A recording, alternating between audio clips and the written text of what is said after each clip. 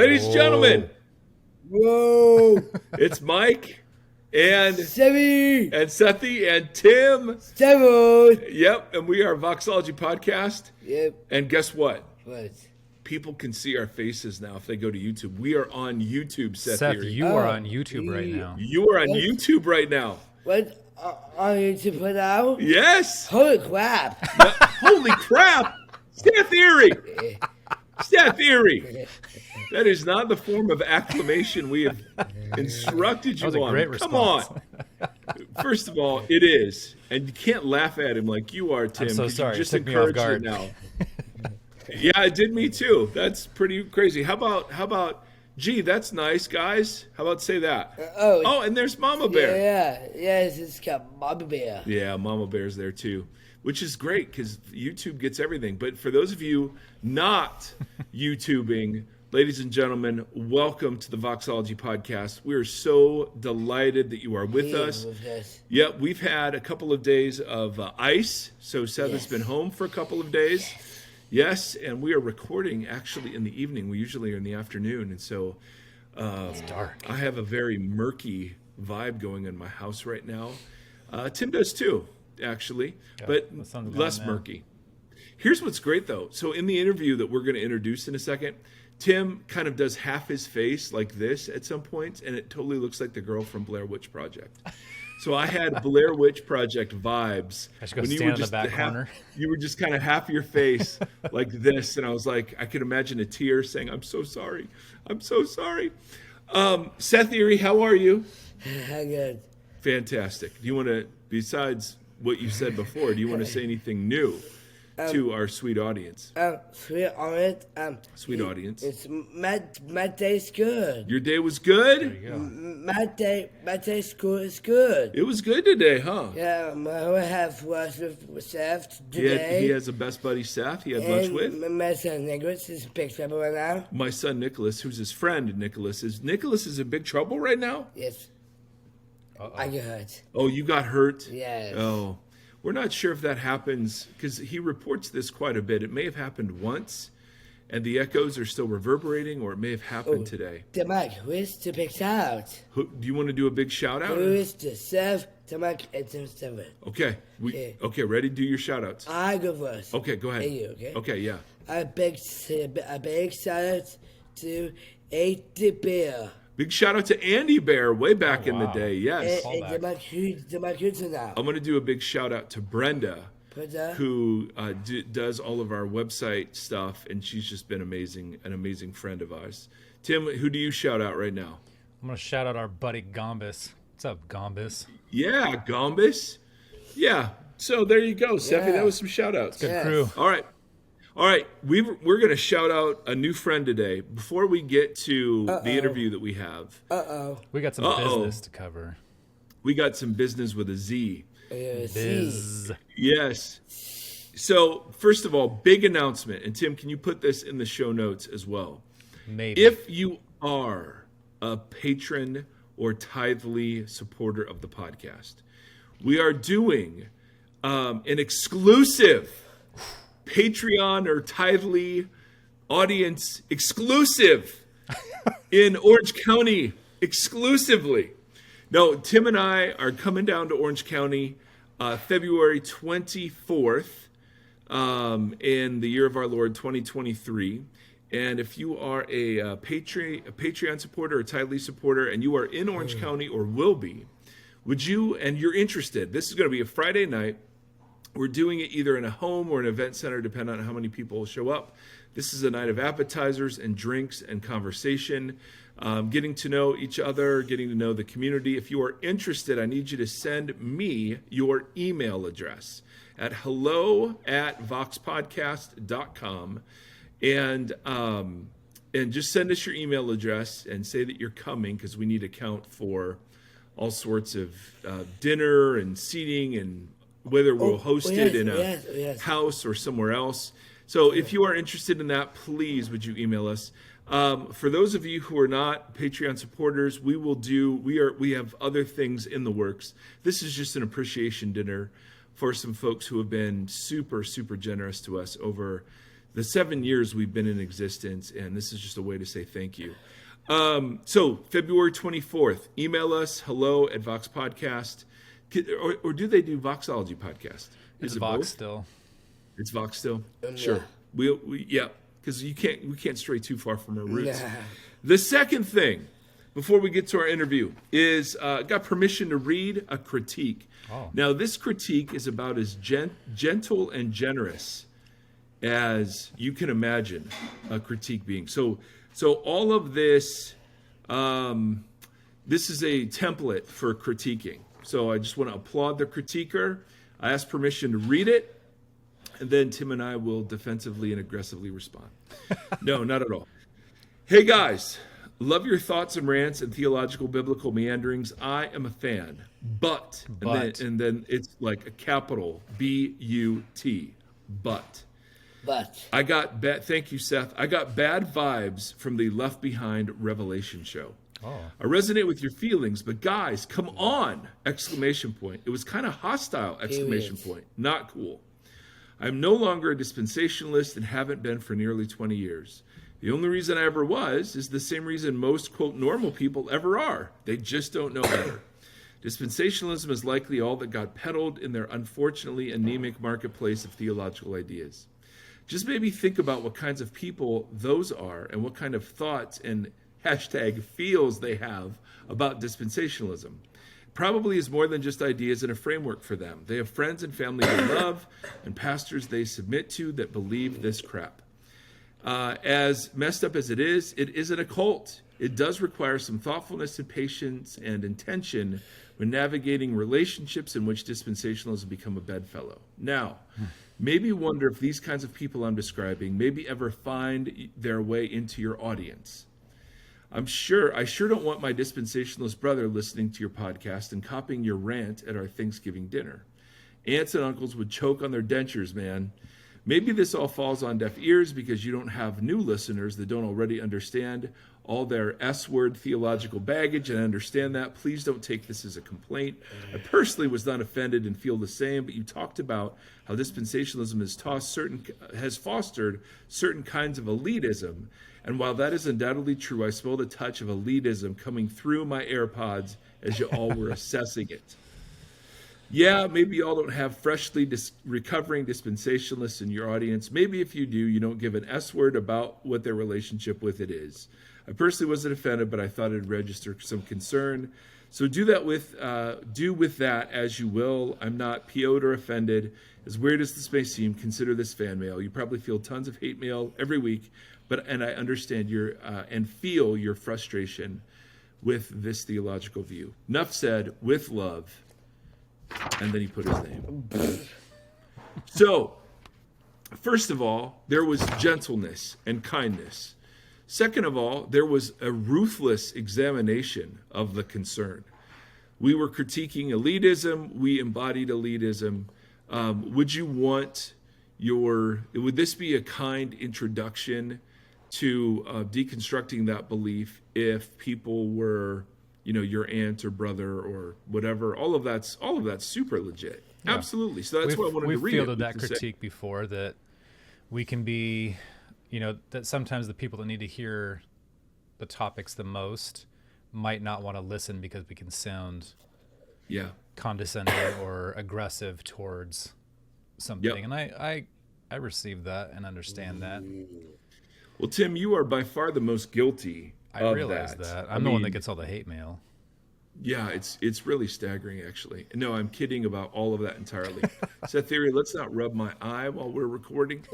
But I appreciate people are finally getting the full spectrum of. Seriously, if you go to YouTube, you'll see all of the shenanigans that are happening right now. Maybe that is the best way to increase YouTube viewers. It's just sticking Seth on. That's right. What? Yes, the Seth cast. Oh, it's Seth cast? Yeah. Yes, we need a Seth podcast, don't we? Oh, yeah, let's the black iPad do it. With the black iPad, we could do it? Oh, yeah. Oh, that'd be very exciting. Oh, yeah, please send me more and more. Hey, send Seth, you more and more? Seth, did you let the pigeon drive the bus? Oh, yes. Hey guys, Do not shove him in the bus. Do not let the pigeon drive the bus, guys. No. I've told you this before. Don't let him do it. Now, if you have no idea what we're There are talking rules about, you here. don't have children. You don't have children. If you have children, you know about Mo Willems. Thank you, Justy Bear. And don't let the pigeon drive the The bus. bus. This is All a right, now let's nom. go. There are rules here. Yes. Yes. Oh, yes, exactly. Yeah, we've read that story a few times. Now, back to our dear critiquer. The reason I made the joke about Tim is because I am much more likely the guilty party in this, and we have received this critique before, and we never want to hear it. The goal isn't forever for us to come across as arrogant or condescending ever. Yeah. I know I have that in me, so I appreciate hearing when it comes out. Part of my hope, Seth, you got to quit vaping. I've told you, son. Why? Part of my hope is that we are able to attack views and not people. Yes. And so, yes, I am deeply concerned isn't a strong enough word. PO'd, perhaps.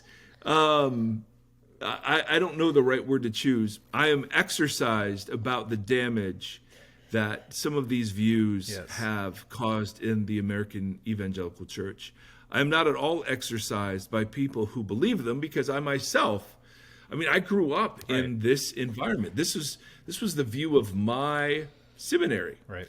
And so I get it. I'm not upset with that people hold this view, but I think the view and the purveyors of the view, not the TV show, but of this view. It's all Whoopi. It's all Whoopi's fault. Yeah. Whoopi. Yeah. I'm not a big fan. So I want to walk the line between being humble and curious about people. I had also ideas because there's always still something more to learn.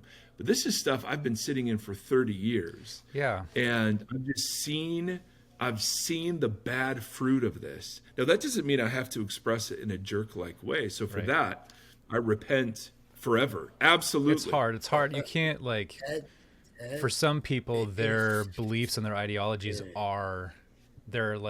are intimately tied to them. And so it becomes, even sometimes attacking an idea or, something like dispensationalism, people who have found that to be an absolute truth for themselves can feel attacked, even when it's not personal or attacking a person. People can feel that.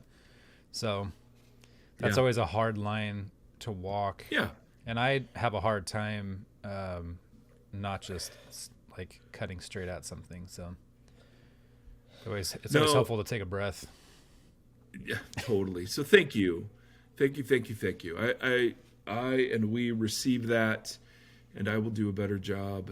Can't speak for Tim because, Yes. he's That a was tragic me. case. That was me trying. So I don't know. We'll see what happens next. That was us holding back. Yeah, I know. It's like, dang, I thought we did that really well.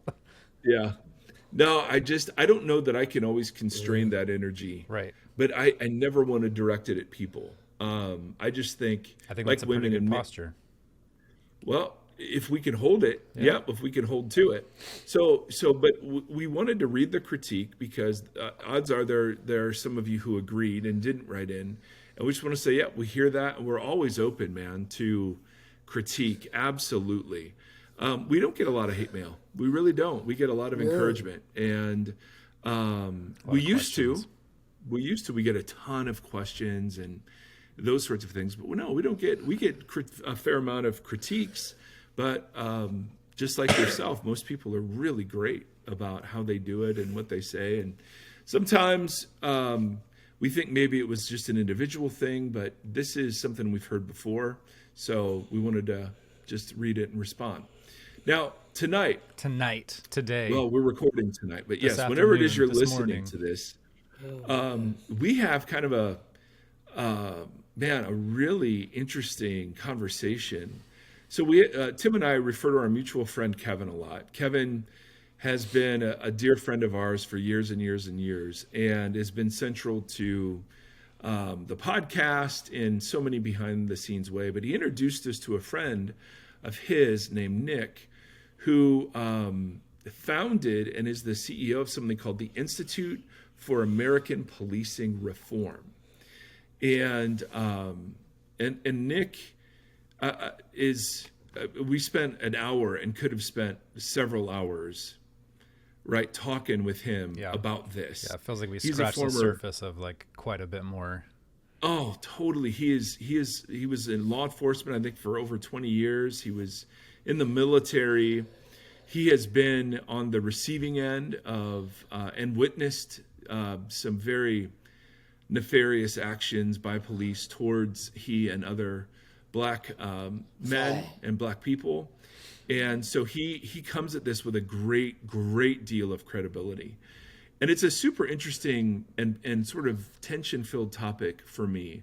My dad was a police officer in a city of about 50,000 in Ohio. And so I grew up, with very positive views of law enforcement. And that's kind of white privilege in some ways. I also was a chaplain. I've talked about just a little bit, a chaplain for a police department in California. And I learned so much there. So much that was good and so much that was bad. But I really saw like some really heinous stuff. And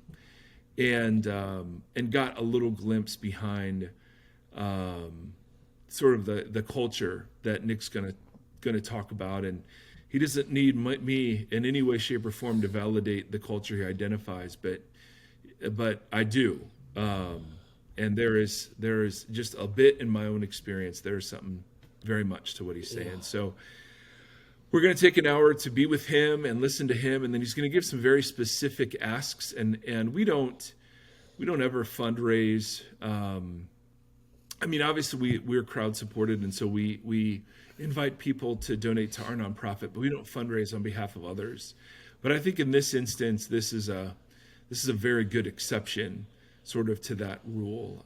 They're doing the hard work that feels like an insurmountable topic, or so this is any way that we can support or direct or bring attention to, I think, is going to be super helpful.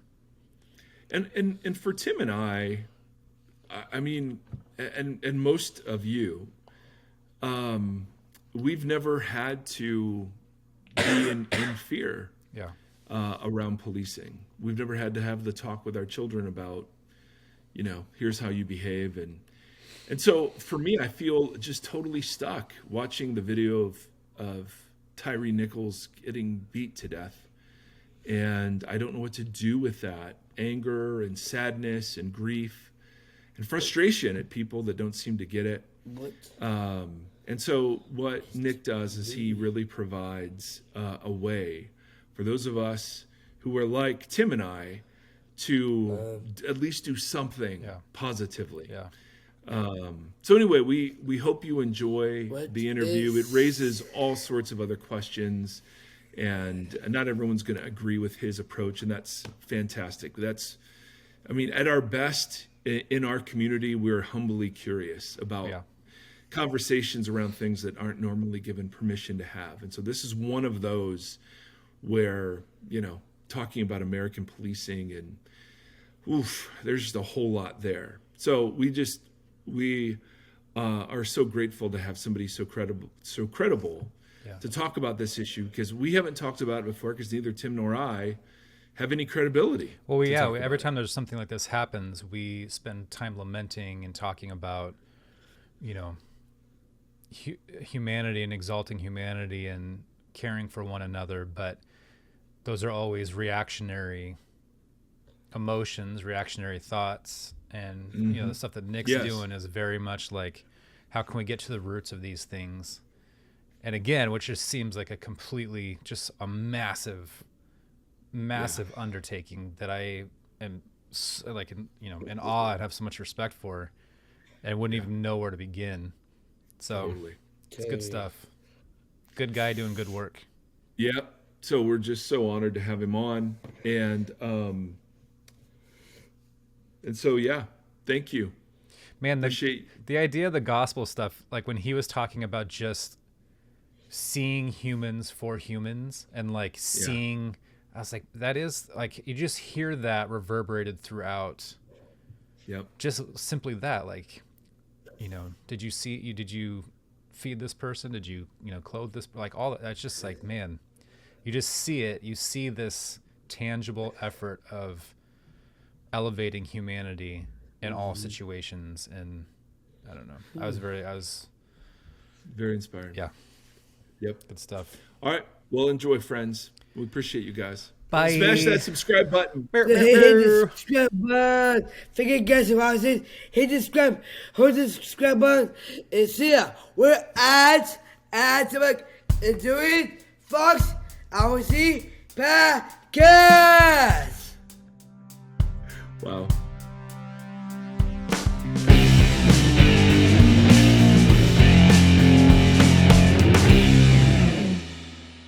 Hey, everybody. We are so delighted to have with us a friend of a friend. Our mutual friend has introduced us to one of his friends, so he is now our friend.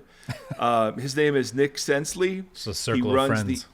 Dude, and friends are friends forever. Right. If the Lord is the Lord of them, absolutely. Yes, indeed. And he is, Nick is the CEO for the Institute for American Policing Reform.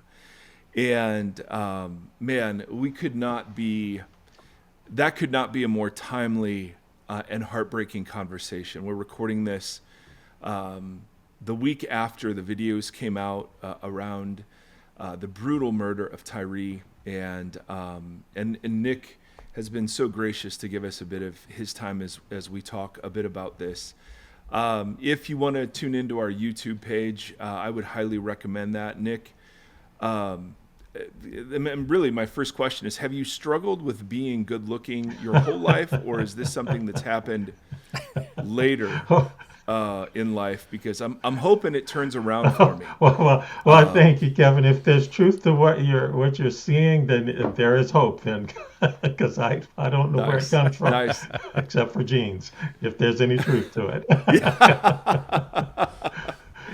Listen, thank you so much. Let's just can we start just by talking about you and where were you born and raised? Did you have much experience with law enforcement when you were a kid? Was that positive or negative? I'd love to give folks some context for the vision that you have for this before we dive into the specifics. Well, thanks for having me, Kevin and Tim. This is a really special time to have an opportunity to get out and speak publicly about the Institute and where we're going and talk into these contemporary issues around policing, around American policing, this very powerful authority, one of the most, entrenched institutions in American society. And it's an essential service that we all want and need, but we all want to see it and it be better. As for my background, I'm the youngest of 8. I was born in the Desire housing projects of New Orleans. In 1957, when this housing project, which was built on top of a landfill, was built, the day it opened, it was declared unfit to live in. So that gives you an idea of, poor blacks and white that were ushered into that community life and what generally comes out of that. And so in terms of my experience with police, unfortunately, it started with a very negative first and lifelong impression. When I was 4 years old, back in 1965, I stood as a child on the sidewalk looking across to a grassy knoll, which back in New Orleans we called a neutral ground, because it was usually about 10 yards wide, and we'd get out and play football. It was the divider in between the directions of the highway. But it was also a rallying place for the police to come and very often lay out the black teenagers face down on that neutral ground and have the German shepherds walk and nip at their heels and intimidate them and walk around their heads. And I, as a child, stood watching that. And I'll tell you, Kevin, about 4 years ago, it's been about 4 years now, that impression had been so clear and such a perfect image of detail in my mind that I went back to what remains of the Desire housing projects just to look for one particular thing, just to see if I could validate this memory that was so clear. And that was a depression in the neutral ground where the police officers had these black teenagers and young men lined up. And I have to tell you, I had to take a picture of it and I now use it in my presentations because it was perfectly preserved as I had memorized it from 4 years old. And so that's how old you were when you saw that. You were 4 years old at the time, and oh my goodness! And so to go back 57 years now and have held that, it's an incident of trauma, right? And so we all have our individual, our our family level, our community level, our region or nation levels of collective trauma. But in terms of my individual trauma, which certainly is shared among the teenagers who were laid out there by the police, that's probably a lifelong experience. And it certainly was for me as a child. So that was my first experience. Man. I did have other experiences and stories to be told of contact by the police.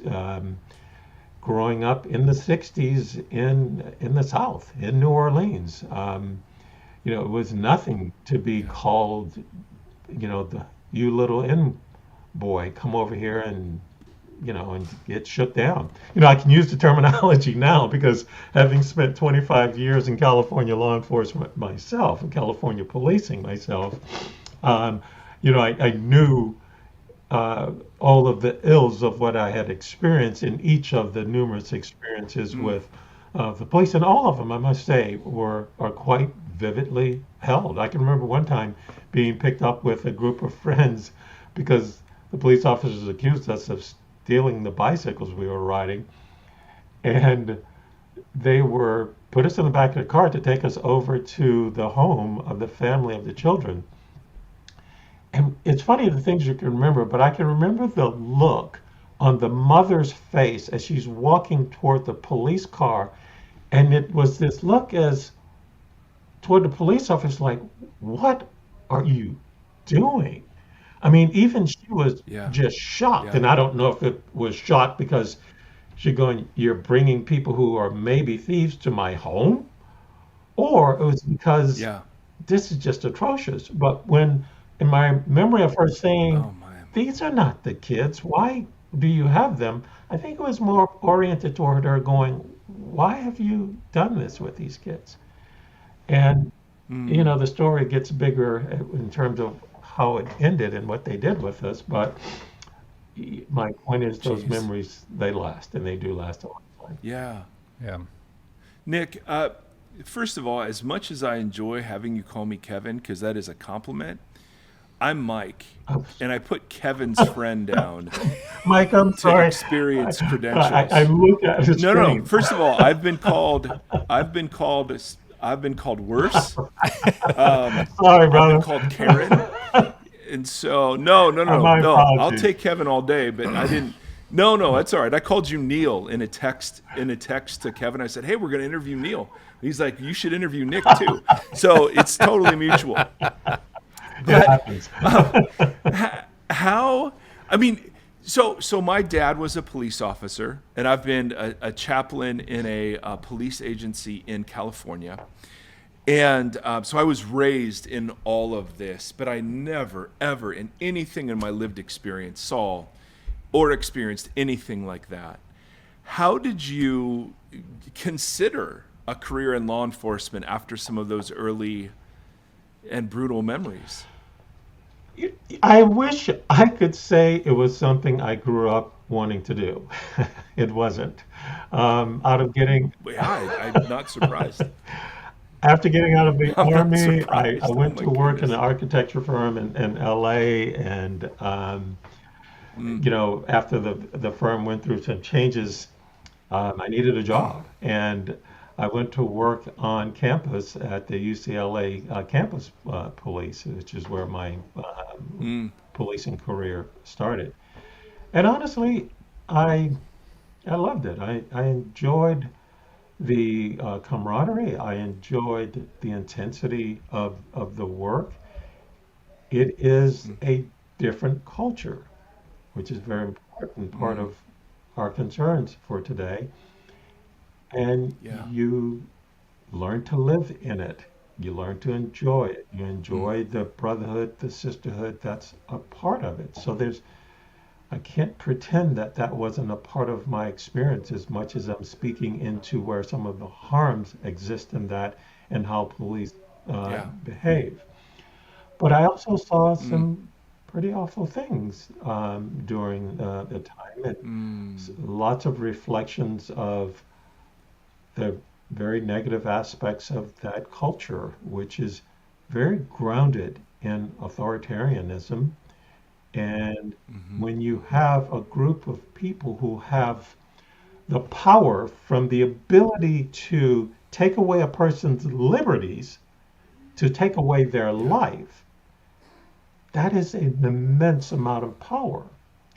And to not recognize the impact, the influence that that has on building essentially a subculture, well, that's just plain ignorance, foolishness to Yeah. not recognize that that's possible. I mean, I served in the army for a number of years, and there was the Mm. same type of camaraderie. I mean, every, That's what I was going to you ask. know, Yeah. when I Yeah. was, Did it echo? Were there echoes oh, in absolutely. I both mean, professions? because Yeah. you live together, you work together, you train together, you learn to support and to back up each other, and you learn that each other's hmm lives or your lives are interdependent. You know, Yeah. when they Yeah. on television when they had those during the peak of uh, the wars overseas in the Middle East, and they'd have all of those soldiers coming home and surprising their kids and families. Gosh, those things just tore me up, man. I mean, I would just be in tears just because, just a sort of a sense of connection to that. When a police officer dies or Yeah. is injured, it brings out the same emotions. Um, but Yeah. um, but at the same time, it makes me no less fervent and steadfast about bringing about significant changes in the culture of American policing. Were you conflicted while you were um, engaged in law enforcement? Were there certain circumstances or cultural values that you felt like they were really at odds with where you were and what you'd experienced? Oh, yes. I mean, there were instances where, I mean, honestly, right from the beginning of my first time in my field training program, I remember a particular Mm, incident where I was standing checking out the vehicle as we typically do, and a black man in a Porsche drove past us, and my training officer said to me, "Hurry up, get in a car. We got to go stop him. There's no way he should be driving that car." And I'm like, "What?" And so, oh I man. get into an argument with my Yeah. training officer right in the parking lot of the, of the department. Yeah. But that's Oh just my a smaller goodness. example of a lot of Yeah. behaviors that I knew were, you know, racially motivated or based upon socioeconomic status. It's sort of that mindset of because he's poor, black or Hispanic, they don't belong, right? That they Yeah. shouldn't be in a Yeah. certain Yep. neighborhood, shouldn't have certain possessions, things like that, were in many ways, just part of the behaviors. And the way that we distinguish those from appropriate behaviors that, and we identify them as being attached to a culture, I say we have sort of a simple Socratic test, I call it. So take, for example, the Hispanic kid that walks through a rich, quote, white neighborhood. And the call comes through to the police department, hey, there's this strange kid in the neighborhood, want to send somebody over to check him out, see what's going on. Now, if the police department just sends on that request, that in itself is problematic, right? Because you have to ask yourself, okay, well, why should we come check him out? Well, because he doesn't belong what's here. He doing? Well, what's he doing? Well, he's just walking through the neighborhood, okay, and what's wrong with that? Well, he doesn't live here, okay, and what's wrong with that? And, you go on with the why and why and why. And so, on one hand, that points to the broader problem of reform. It's not just a policing reform issue. It is impossible to reform police without addressing the societal issues that exist, particularly in areas of racism and biases and the things that, because, you don't have a police officer on every corner of every neighborhood. So let's change that scenario just a little bit and say a police officer drives through the neighborhood without being called and decides, I don't like the way this looks. I want to check this guy out. Doesn't seem like he belongs in this neighborhood. And so the question then is, well, why? Well, we've had crime problems and, he doesn't look like he belongs in this neighborhood. Well, why? And you go on, and eventually the whys break you down to a place where the only real answer is, well, that's just the way it is. And that being just the way it is really points to a cultural mindset rather than a reality. Yeah, that's one of the things I really have enjoyed in doing some background is that you see this as a cultural issue. There is a culture that policing embodies, inhabits, promotes, that is at issue. What, if I can ask, what was this week like for you? When that last week on Friday, the video came out, we have 5 black officers from a designated and specific unit, and the videos are just horrific. I couldn't even make it through all the way. What was that? I think that for folks like myself and Tim, who are white, who have never had a lived experience of that kind of terror, who never had to have the conversation with our kids that said, okay, if you get pulled over, here's what you've got to do. We feel absolute horror at this, but we don't see defunding the police and eliminating police altogether as an answer. And that's one of the things that you say that, man, I love, is police are essential and so is reform. Could you talk just a little bit about how you hold those two things together? Because again, you see that video and people are just crying out, listen, it's the police are the problem. We need to get rid of them altogether. And you're saying, no, there's a culture here that needs to be examined. So I'd love to hear your thoughts a little bit on what it was like to see that video, and then how does that lead you to still believe that policing is essential, at the same time, calling for the reform that we all know is needed? Well, Mike, I tell you, we stand by police are essential, so is reform. More than just being a motto, we see it as a value position. Policing and police are absolutely essential. And I want to make it really clear that I believe that the men and women who serve in that role are serving in an essential, valuable, needed, and treasured capacity. we cannot eliminate policing. Our society can barely go a day, a moment, a minute without proving that to be true. But the reform is equally as essential because we need to elevate that role to the position that it deserves to be in with the appropriate approbation, the approval, the trust of the people, because they believe that these peace officers, the way that we prefer to think of Right. them, really deserve to hold that immense amount of authority that they have.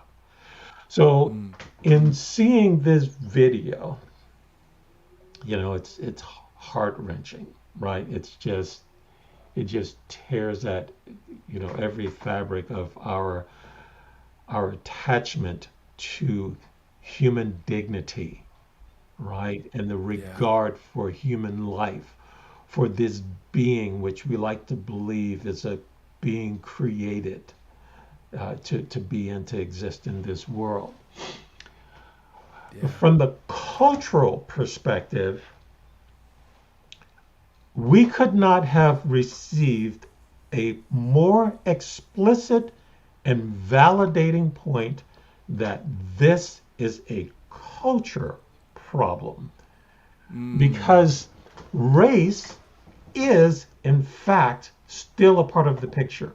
We cannot take away the fact that a black man, without any apparent probable cause, was stopped. So, in the policing vernacular, he was guilty of driving while black. The police department, the Memphis Police Department, has said they have no apparent understanding of what was the probable cause to stop and detain this individual. Not only did they stop and detain him apparently unlawfully, but they went right at him, very aggressively and unlawfully. And so,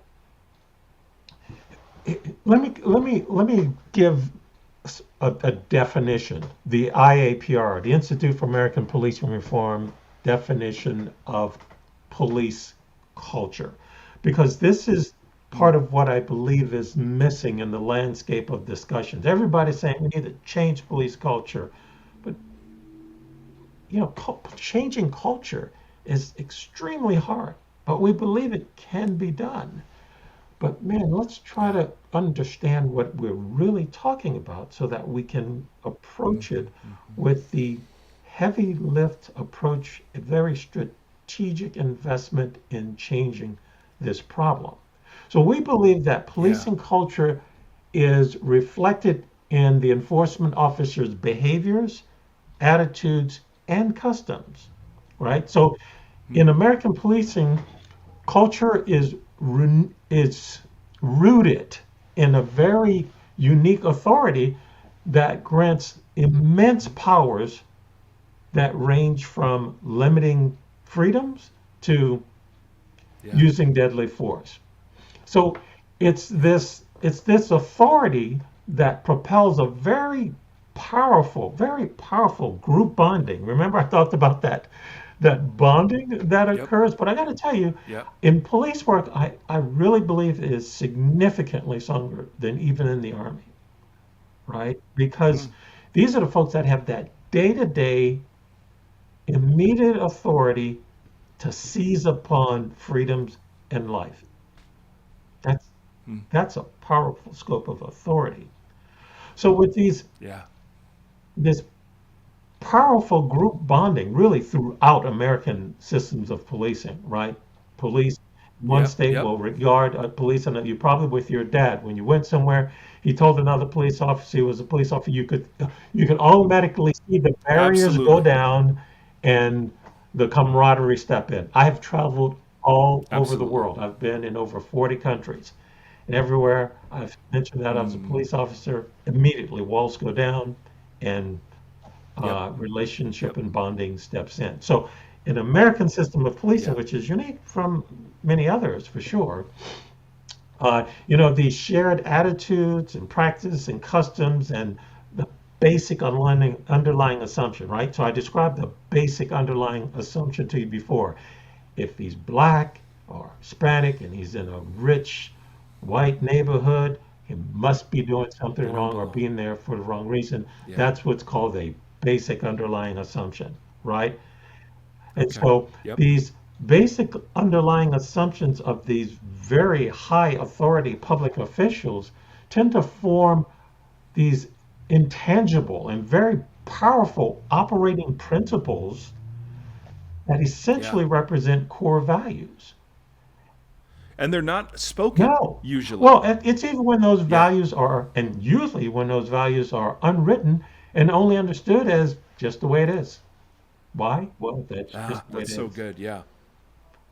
So the just the way it is culture of American policing is what you're really going after in the heart of your work. Very much so. Would you say that's a That's fair very statement? true. Yeah. Good way to put it, because it's the just the way it is that is reflected in this atrocious behavior that we saw with Tyre Nichols. Yeah. I mean, listen to the Yeah. language they used. Listen to the attitude.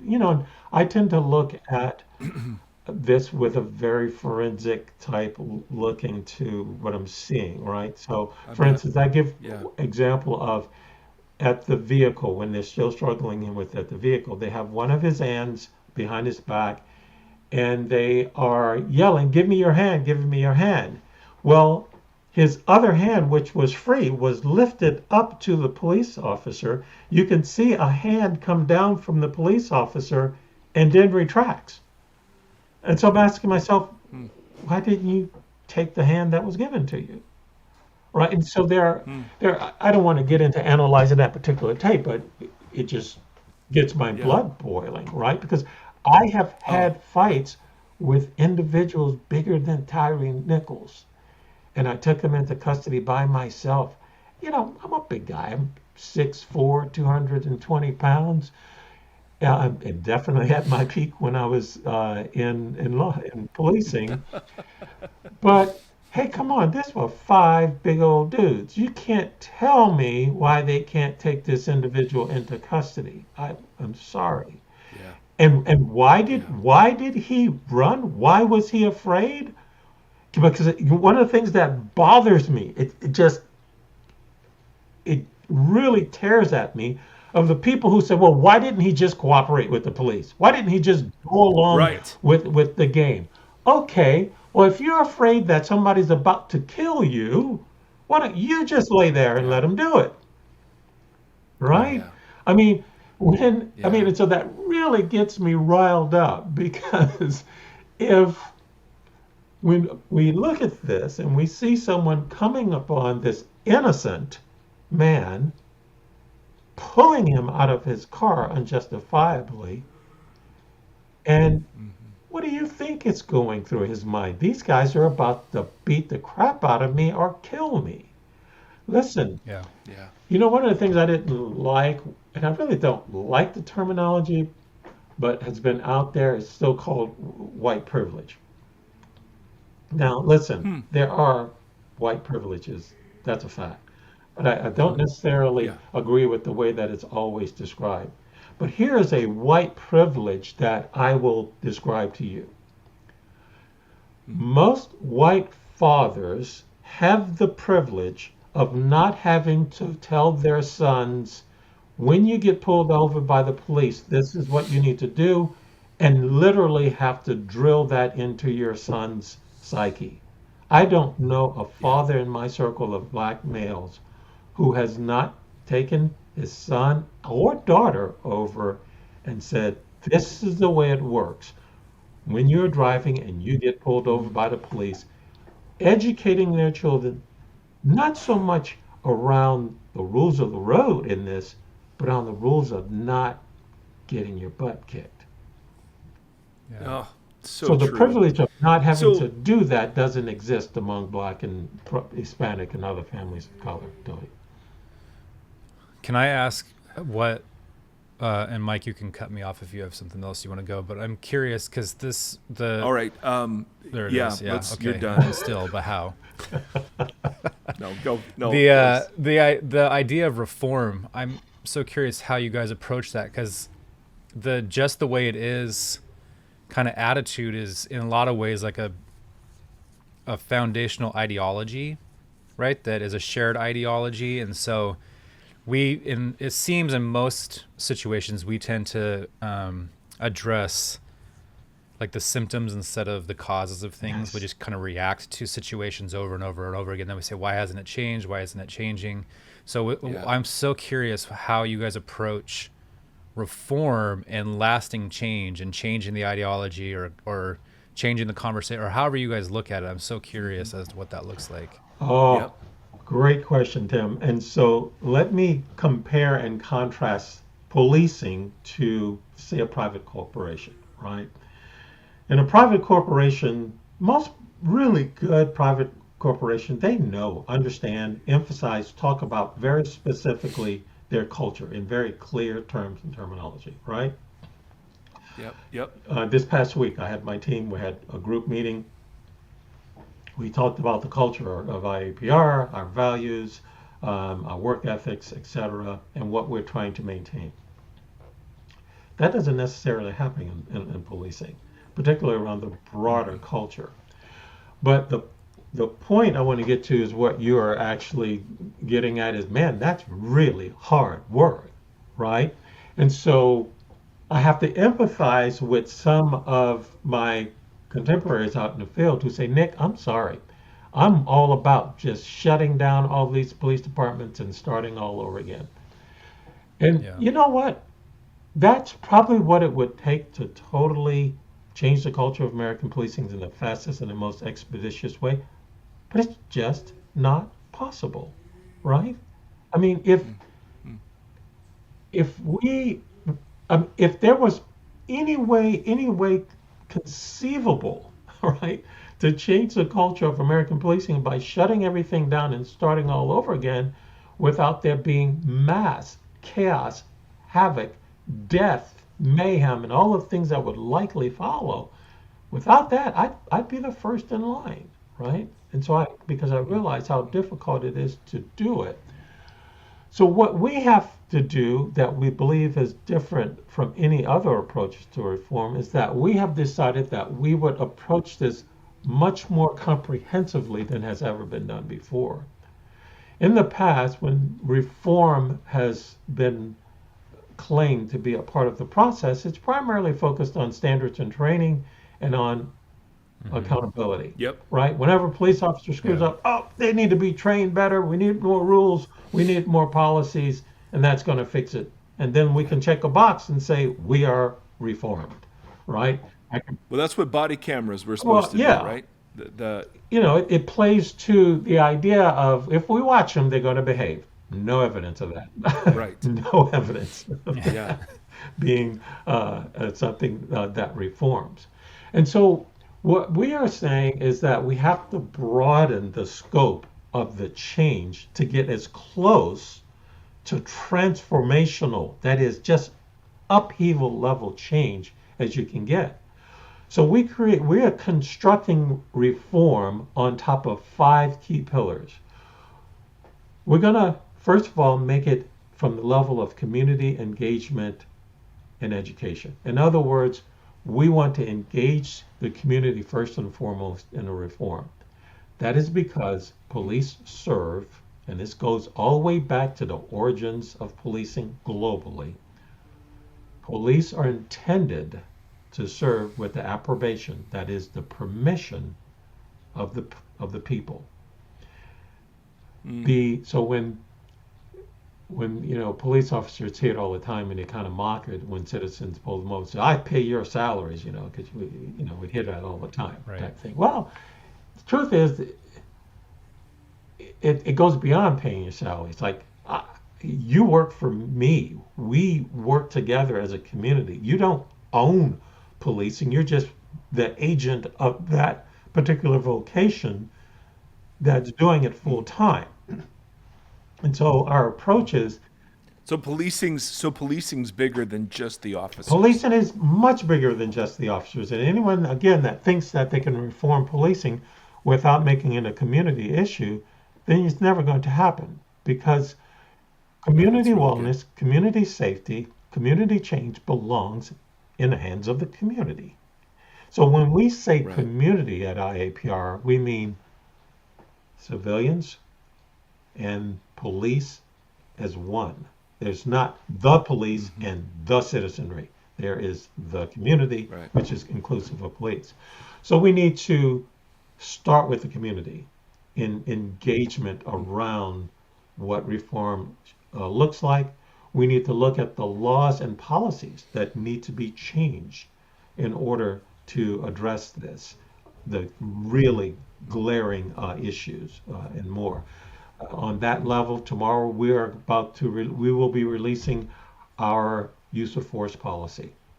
And so we're very happy to be putting out a white paper on use of force among American peace officers and to be introducing a revised model standard for use of force policies across the country. And we know it's going to ruffle a few feathers because it's built upon the issue of necessity. And that's not in very many laws in the United States. Right after the murder of George Floyd, we did in part with some of our legal partners, we did a comprehensive search on the status of use of force laws throughout the United States. And at that time, you know that there are 7 states, and they've changed, not all of them. There were 7 states that had absolutely no laws whatsoever on police use of force. So that essentially means it relied upon the department policy. And in every state, there's departments that range from several hundred or several thousand down to 2 or 3 officers. You could have a department where some chief said, hey, you look like a fine, strapping young person. Here's a gun and a badge. Go out there and do well. Not to mention, not even a requirement to be sent to academy. But no laws. And so, I say no laws on use of force, including deadly force. Yeah. So laws and policies, we have to look at those extensively. We have to look at police accountability measures, all of the policies in that.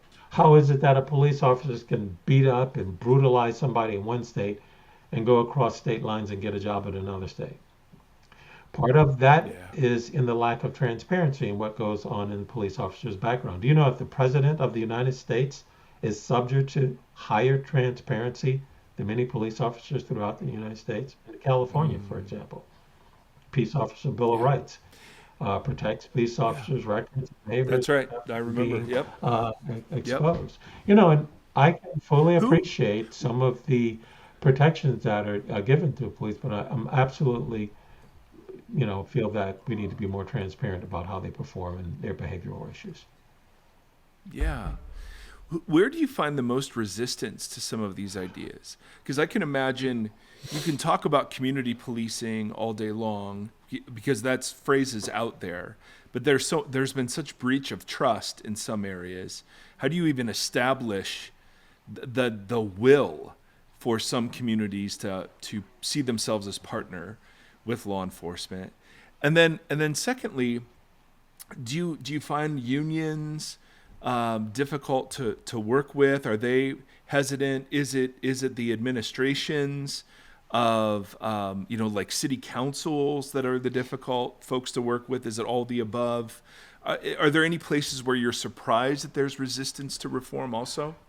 I know that's like 3 questions in one. Well, it's a good question because first of all, we are not finding great resistance. We have 3 pilot areas that we're working in. I'm just going to call out the states because I don't want to call out the departments just yet until agreements are signed out, but looking up in Virginia, in Texas, and in Tennessee. And these are programs using your principles, using your values. Our principles. And we're not finding resistance to where we are going because, listen, I fundamentally believe that the average police officer is not afraid of reform. And I don't think that's being naive because I think when they hear that our intention to elevate policing, listen, it's not about defunding the police. And if you go about reform our way, it's going to cost more because they need more training. The average length of training for Um, for a police officer in the United States, it's 10 and a half weeks. And I got to tell you, Mike, your barber is required to have more training than that by 3 or 4 times. Okay. Yeah, and they have much less authority. Okay. Yes. Absolutely. So Yeah, that's yeah, I crazy. know most people are shocked at that. And then you have some places that are great that have 6 months training, which is good. But Yeah. 10 and a half weeks is just insufficient when the vast majority of that is focused on, more on tactics and training and behaviors than it is on education. It's a training experience for the most part. I always say that training leads to rote mechanical behavior. Education leads to Yes. thinking. We need more That'll education preach. in our policing. Well, Nick, I was just shocked that I would be in the car with 24-year-olds and we would be called to a domestic violence dispute. And these 24-year-olds would be arbitrating between a wife who's outside and bleeding, a husband who's got a kid inside. The children are screaming all over the place. The neighbors are standing around the house. How in the world is a 24-year-old, equipped in that scenario to de-escalate? I mean, I hardly saw any de-escalation training in my experience there, or tactics. I mean, that was not the first move. Officer safety was always the first concern. And so I couldn't agree with you just on my very limited experience. I was just shocked because these individuals are called to be therapists and marriage counselors and substitute fathers and mothers. I mean, it's just insane the expectation we have on some of these folks. It really is. And, part of the reform process really is a deep, deep dive in what it is that police officers are asked to do. When people say things like defund the police, I'll tell you, I haven't met a police chief yet who would say, if defund the police means that you are coming into my department and you are taking out all of these things that have been piled on us throughout the years, homelessness, drug abuse, illness. just mental illness, on, and you're going to take the funding that's attached to that out, then go for it. But there's one warning. There's no funding attached to it. All of these things have just been lumped onto us. So don't talk to me about defunding me and just taking away funding without taking away a demand for service response. And so what we are trying to accomplish is a much better balance. We would love to see so many things that have been piled onto policing services over the past 3 or 4 decades taken out and put into more appropriate community-based response, and with a real attachment to solutions, so that we can decrease the amount of police intervention into spaces that are likely to escalate. Yeah, we want police to have great de-escalation training, but we would just prefer that they not be in these scenarios in the first place. I'll give an example of that. I have a position That's so good. that I would like police officers at schools, but not in schools. Okay? Here's the difference. I don't mind the issue of preservation of safety and things around the school, which could still be handled by private security, by the way. But police officers in school, in my opinion, is problematic. And I know for those who are hearing this, there's going to be all sorts of twisted faces over this. But listen, you look at the statistics attached to particularly black and brown children, the statistics, along with the introduction of cops in schools, the introduction of those children into the system also went up. Think about it logically. Wow. When the teachers would say, Nicholas, Hector, I'm going to call your parents to come and deal with you because you're being a pain in the butt and it's not the right place for school. Well, now it's, okay, fine. Call a school resource officer because I feel threatened by you and this is just ridiculous. And so the kids going, what? You know, next thing you know, the police are involved. The kid's giving smack to the police officers, and the whole thing gets escalated. Next thing you know, that kid is being introduced into the system. And I'm not exaggerating on that, right?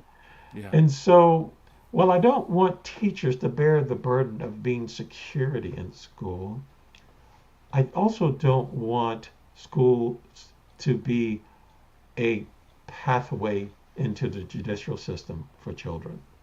Right. And so we need, That's so an okay. example of what I'm saying in terms of reform that affects the community at large is we need to take a look at what we need to do to better secure our schools and reduce the threats to our children by not having police officers be disciplinarians also in the school systems as well. Yes. That makes total sense. So the vision is to take these 5 pillars that really build a different culture and to pilot these in various cities or municipalities around the country to show the better fruit of that culture. Is that kind of the vision at this point? Yes, we are approaching this through what would be called a design thinking approach to change, right? First and foremost, realizing that this is a heavy lift, significant transformation process that has to occur. And so the only way to do that is to test the theory of change, to test the activities that are attached to that theory of change, and to have that constant monitoring and evaluation of the process, right? So you start, in effect, experimentally, and then you expand, right? So you in effect, you model, you test, you improve, you replicate, you expand. And it's a cyclical process that goes into that. Sounds like my waistline. But yes, go ahead. But you know, the problem with that for a nonprofit that needs public funding and individual funding is to support that is, and particularly with grant cycles and things like that, people have a mindset that's about 3 years long at most. Well, come on, what are you going to do in 3 years to change something that's the most entrenched culture in American society? Right, so we're going to do our best to try to get funding and support to allow us to continue this in an evidence base, a research base. That's why we are an institute. We are based in that's why we're an institute. We're not a research institute, but that's why we call ourselves the Institute for American Policing Reform. It's because we base our work, and we're very active in the field. We're facilitators, we're consultants, we're change agents. But we base our work upon research, upon evidence, upon evaluation, upon change that's going to take a long time. And so we need people to be with us and behind us for the long run. It's going to take us 4 years just to get through these 3 pilot sites. Now, granted, along the way, we will be starting additional pilot sites based upon the learnings that we get from these first 3 pilot sites. But man, this is a long haul piece of work because as Tim was pointing to in his question, I heard you, Tim, brother, you were saying, Nick, man, this is a heavy lift you guys are taking on. I heard you loud and clear. Yeah. Yes, it is. Yeah. And we are going to accomplish it if America really wants to get on board with it. We talked to some Canadian researchers about a year and a half ago who wrote a wonderful paper called Change or Be Changed. And they were talking about the difficulty of changing policing. They pointed out in this wonderful, just really a fantastic piece of work research that they did, that there is this strange dichotomy in that the police, or that the citizenry and the government all want change in policing, but no one seems to have the will to do it right. No one seems to have the will or the patience or the investment that it's going to take to bring about the significant change. You know, so in a way, people could say, Nick, oh man, you're beating your head up against the wall on this. I would like to think not. I've spent, Yeah. I took this on at a period in my life where I had been in the field of service for over 40 years, from being a soldier to being a peace officer to working in private sector, working in nonprofit sector, working as a consultant and developer around the world. This is not just a job for me, because I'll be real honest with you, I did not want to do it. This was a calling, and in many cases, a literal, besides a spiritual calling, where people were calling me saying, Nick, what are you going to do about this?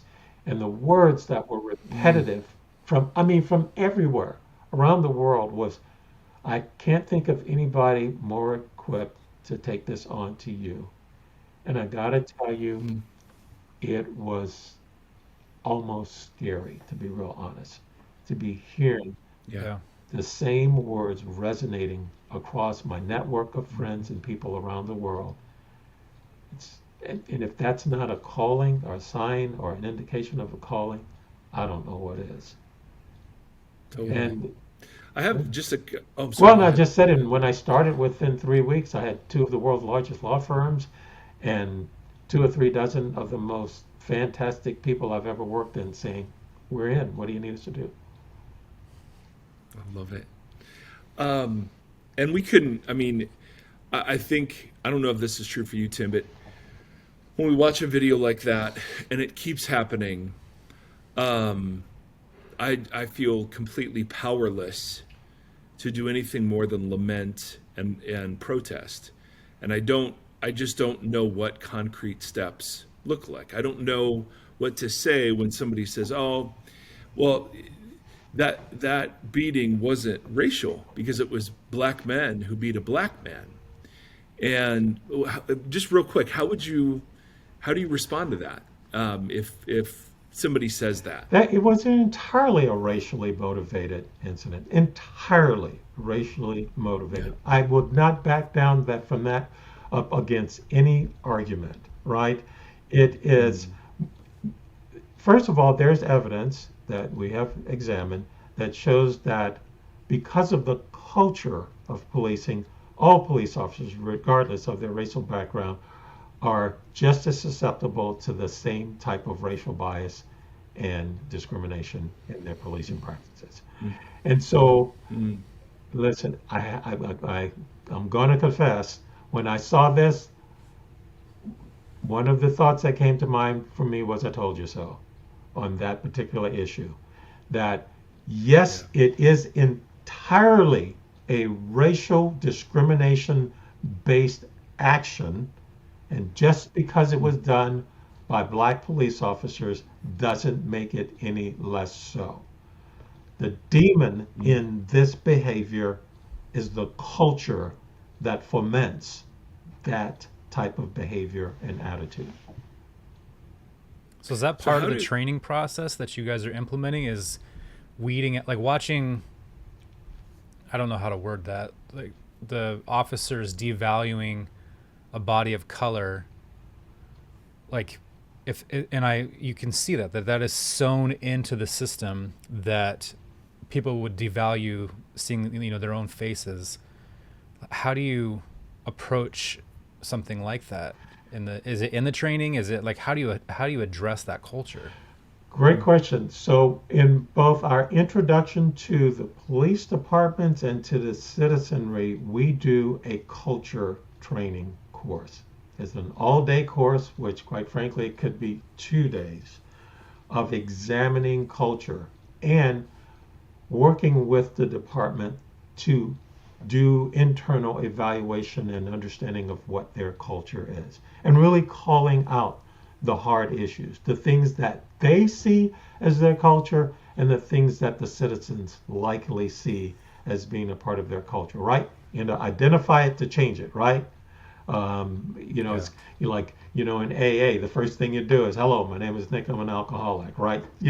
Let's identify this, right? As the reason why we're here, so that we can work through this is the way that, so we work to identify and understand what culture is.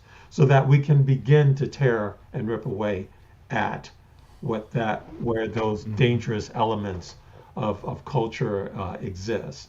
And so that indeed is the only way to get to tearing down that which is harmful. And then hopefully we can replicate that. There is a scientific theory that all you need to do is change about 25 to 30% of a constituency, because our vision is standardized, trustworthy, human dignified policing in all American states and territories, right?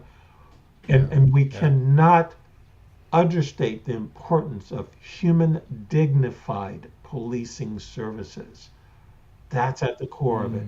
I see a human being, regardless of any other characteristics or identity issues or social standing. I see a human being, and I'm going to have to respond to the circumstances brought before me with that human being, but I will never, ever forget that that is a human being. Listen, we know that in policing, there will come a time when it is absolutely necessary, keywords here, necessary, for a police officer, a deputy sheriff, a federal agent to take a person's life. But because they have to make that awful decision, it doesn't mean that they value that life any less. What we want it to mean is that there was absolutely no other choice given the totality of the circumstances. That's why in the police department, after those type of shootings, they send officers off to psych evaluations and counseling, because it's a hard thing. Man. So one last question for you, Nick. What do you guys need? And you guys meaning the Institute. How can people like us funnel this sort of angst, anger, towards something positive, towards something concrete? So I'd love for you to just talk about what the needs are for the Institute and how can people get involved? Thanks for asking that, Mike, and the opportunity for me to speak into that. Fundamentally, we need people to truly advocate the comprehensive police reform that we are forwarding. We want people to speak about us, understand us, to know us, to be advocates on our behalf to their community leaders, to their police departments, to their state, right? Because we can't go to 18,000 police departments, but we can go to 50 states, right? Yeah. So advocate for us. Understand this. Go to AmericanPolicingReform.org and learn about us, hear about us. We're still building out our website and getting information out there, but understand who we are.